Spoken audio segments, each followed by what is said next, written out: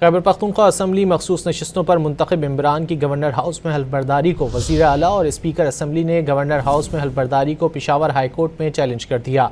दरख्वास्त में विफाक registrar Peshawar high court, governor, election commission समेत दीगर को फरीक बनाया गया है। दरख्वास्त में मौक़िफ़ अपनाया गया कि स्पीकर सूबाई असम्बली ने मुंतखब मेंबरान से हल्फ लेने से इनकार नहीं किया। असम्बली इजलास शुरू हुआ तो कोरम की निशानदही पर स्पीकर ने इजलास 24 जुलाई तक मुलतवी किया। गवर्नर हाउस में मेंबरान से हल्फ मावराए आइन है।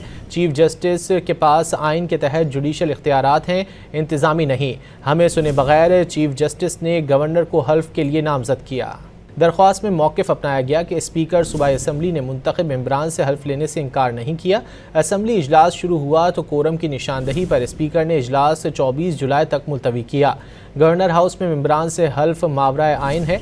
चीफ जस्टिस के पास आइन के तहत जुडिशल इख्तियारात हैं, इंतज़ामी नहीं। हमें सुने बगैर चीफ जस्टिस ने गवर्नर को हल्फ के लिए नामजद किया।